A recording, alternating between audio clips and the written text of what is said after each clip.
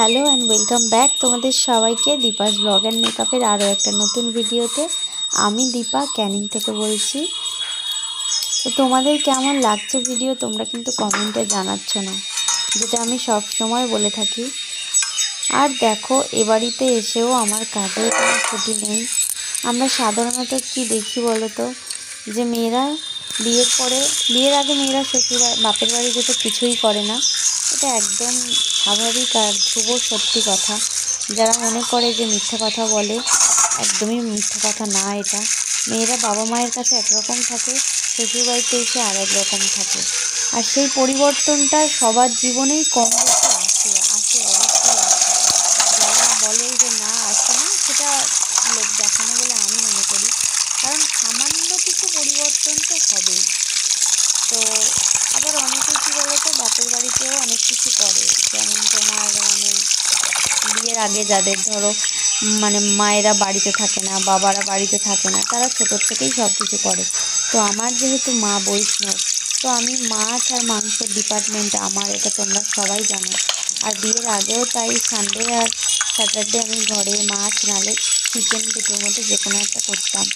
তো সেই মতো শ্বশুরবাড়িতে মেয়েদের কি হয়, যে সমস্ত কিছু আমি করলাম, ঠিক আছে চলো ওই দিন আমি বাপের বাড়িতে যাবো, গিয়ে আমি মজায় থাকবো, শুধু বাড়া ভাত খাবো। যদিও আমি যদি মাছ বা মাংস না খাই, তাহলেও ডেলিশিয়াস মা রান্না করে, আর সেগুলো আমি বাড়া ভাতই খাই। এবং আমি থালাতে হাত টাত ধুই না, উঠে গিয়ে জাস্ট হাতটা ধুয়ে নিই, কিছুই করি না। কিন্তু যেহেতু ওই বাড়িতে আমি গেছি, আর বাবা আর ভাই তো রান্না করে না, সব সময় খায় না, তো সেই জন্য আমি চেষ্টা করি যাতে প্রতিদিন কিছু না কিছু রান্না করার, যাতে ওরা দুজন খেতে পারে। আমি তো এখানে সব সময়ই খাচ্ছি, তোমরা সবাই জানো, সবাই দেখছো। আমি এখানে সব সময় খাচ্ছি বলছি, মানে আমি অলরেডি চলে এসেছি শ্বশুরবাড়িতে।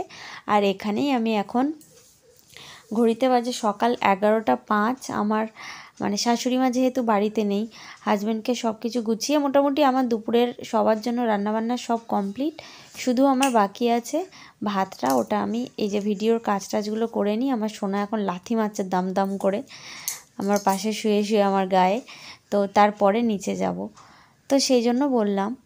তো ওই জন্য মাছ আমি বাবাকে বলেছিলাম মাছ আনতে। সেদিন আগের দিন দেখলে মাটন হয়েছিল, আর আজকে এনেছে বাবা মাছ, বড় সাইজের বেশ মাছ এনেছে। দেখলে তোমরা, তোমাদের সঙ্গে নিয়েই আমি ধরো ক্যামেরাটা বাঁ হাতে ধরে ধরে, আমার ক্যামেরা করে দেওয়ার কেউ নেই, আর আমার ওখানে কোনো স্ট্যান্ডও নেই। আমি বাঁ হাতে ধরে ধরে যতটুকু পেরেছি ভিডিও করেছি। ইভেন মাছটা ধুতে আমি 2 হাত লাগবে বলে কিছুটা দেখানোর পর আর দেখায়নি। তো পুরো টোটাল তোমার 11 পিস মতো এরকম মাছ এনেছিল বাবা।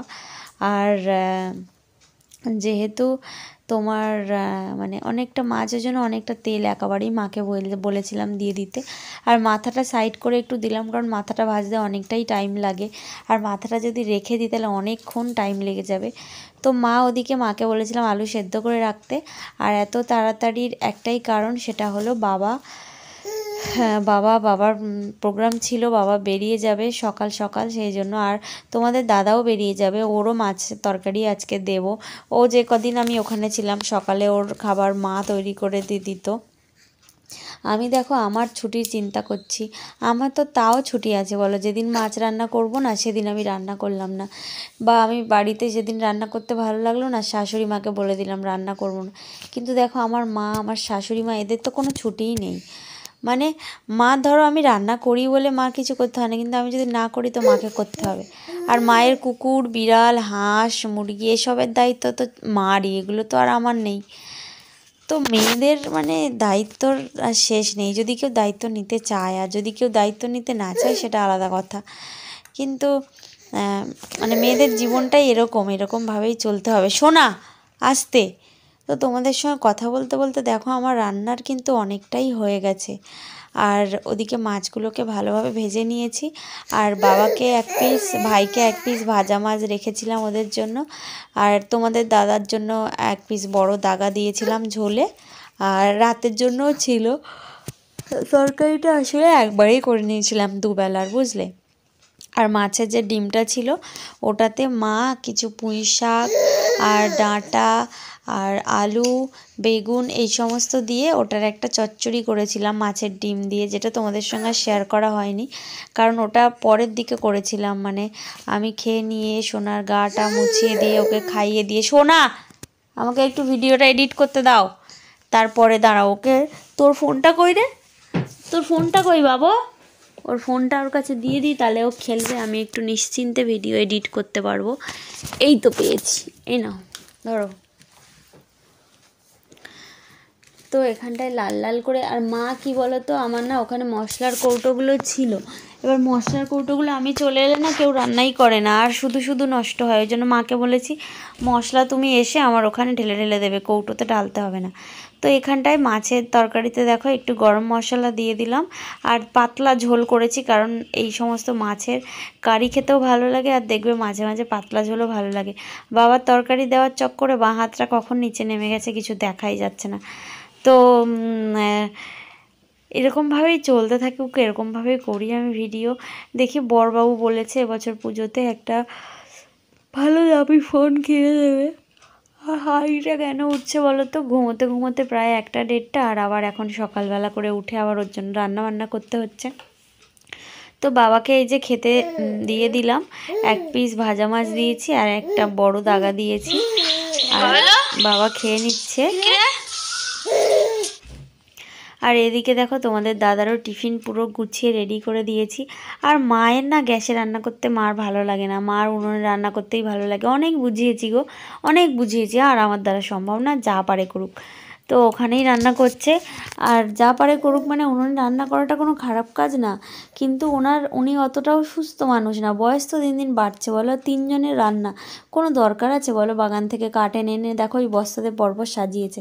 ওনার বক্তব্য আমার দাঁড়িয়ে দাঁড়িয়ে রান্না করতে ভালো লাগে না, আমি বসে বসে সুন্দর করে রান্না করবো। আর আমাদের ওখানে না গান লেগেই আছে, আজকে এই দোকানে হালখাতা, কালকে ওই দোকানে, সেই জন্য কোনো ভয়েস ওভার আমি রাখতে পারিনি। তো তারপরে সোনাকে নিয়ে একটু আদর করছিলাম। আর তারপরে দেখো দুপুরবেলা তোমার খাই দাই করে নিয়ে চলে গেছি কাকিমাদের বাড়িতে। তো কাকিমাদের বাড়িতে কেন গেছি সেটা না, এটা দুপুরে না, এটা সকালে গেছি। এই যে সঙ্গীতা বেরোচ্ছে, ওর বান্ধবীর বিয়ে কালকে হয়েছিল, আর ক্যামেরাতে ওর দাদার মতো ওরও প্রচণ্ড বেশি অ্যালার্জি।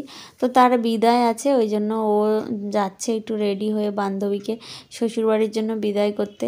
আর কিছুদিন পরে ওর পালা, ও হচ্ছে গিয়ে যাবে আর কি শ্বশুরবাড়িতে, তখন আমরা করবো ওকে বাই। তো তারপরে এসে দেখছি মা বানিয়েছে তেলের পিঠে, আর আমার না এরকম ফোলা ফোলা পিঠে ভালো লাগে না, এরকম মরমরে পিঠে ভালো লাগে। সোনা কই, সোনা কই, সোনা কই, সোনা কই, সোনা কই, সোনা কই, সোনা কই, সোনা কই, সোনা কই, সোনা কই, ঝিকি নাকা, ঝিকি নাকা। এটা কে রে, এটা কে রে? স্নান করা হয়ে গেছে আমার, ওকে এই যে খাইয়ে টাইয়ে দিয়েছি। কই রে সোনা, সোনা গান করো দেখে, একটু গান করো, গান করো। এই দেখো কি পড়েছে দেখো সোনা, বলো কথা, বলো কথা বলো। ও ও ও ও গান করো, আবার গান করো, বাবা একটু গান করো। করবে না, ভালো লাগে না? আচ্ছা না না না না না না, গান করতে হবে না তো। কে রে এটা, এটা কে রে? এটা বদমাস, এটা কার বদমাস? এই বদমাস, এই এই এই খালি বদমাসি, খালি বদমাসি। দুপুরে আমার প্লেটটা দেখিয়ে দিলাম, 1 পিস মাছ ভাজা নিয়েছি, জেঠিমা ওই তরকারিগুলো দিয়েছে, এদিকে আমার সেই চচ্চড়িটা আর একটু মাছের ঝোল নিয়ে খেয়ে নিয়েছিলাম। তারপরে আমি চলে এসেছি, আমার যে বোন আছে, আমার যে ফেসিয়াল করে দেয়, তো আমার ফেসিয়াল কিট আমি একটা কিনে রেখেছি। আর কি করি বলো তো, ওকে আমি 100 টাকা করে দিই, ও আমার ফেসিয়ালটা করে দেয়। আসলে সংসারের কাজ, বাচ্চা, সব কিছু তো থাকবেই, কিন্তু তাও নিজের যত্নটাও তো নিতে হবে, তাই না? তো নিজের যত্ন নেওয়াটা কিন্তু খুব দরকার, কারণ দিন শেষে তুমি সেই একাই থাকবে, তোমার ভালো লাগাগুলোর দাম তোমাকেই দিতে হবে, কেউ তোমার মনের মধ্যে ঢুকবে না, বা কেউ তোমাকে সেগুলো করতে হেল্প করবে না, না সেগুলো করতে সাহায্য করবে তোমার ইচ্ছা মনের ইচ্ছা বা তোমার চাওয়া পাওয়া পূরণ করতে, কিন্তু সেই ইচ্ছাগুলোকে বাঁচিয়ে রাখার জন্য নিজের যত্ন নেওয়াটা উচিত।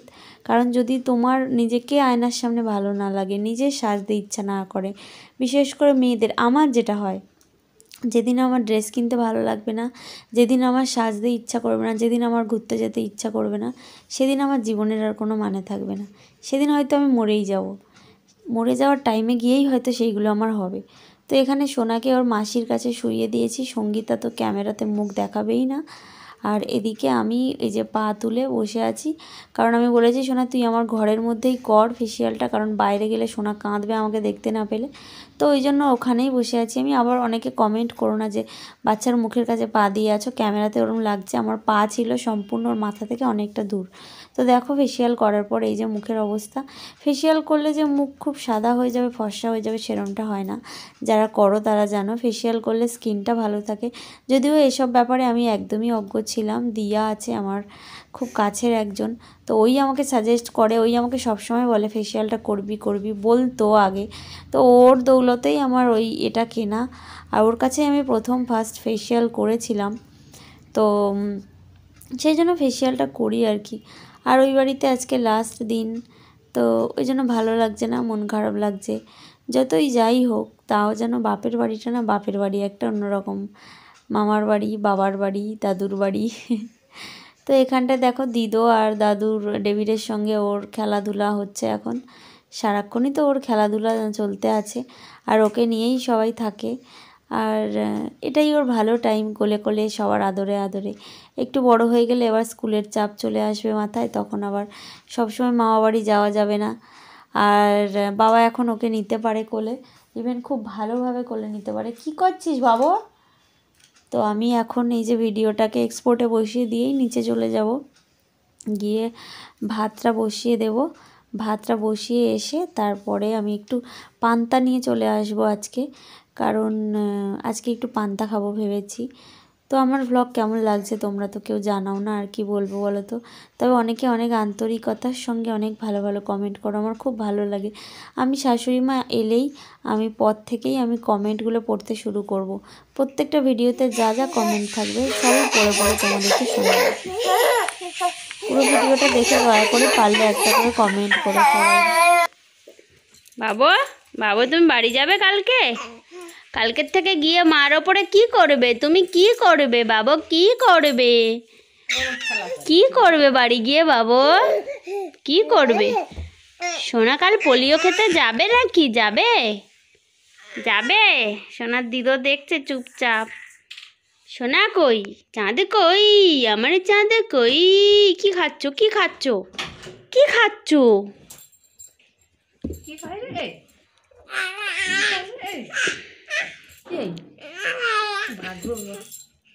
চশমাটা পরে ওর কাছে আসবে না, ওরই চোখে মুখে ঢুকে যাবে খুলে। আমি অত সব কিছু চেপটে চেপটে করি না।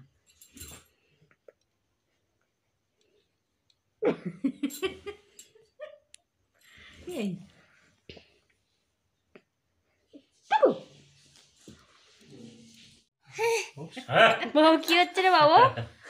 বাবু কি হচ্ছে রে?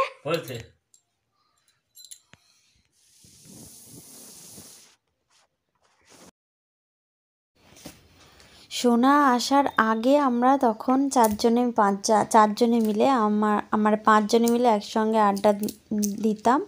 সোনা আসার পর থেকে আর সেই সুযোগ হয়নি আসলে। এই প্রথমবার আমরা 6 জনে মিলে একসঙ্গে আড্ডায় বসেছি।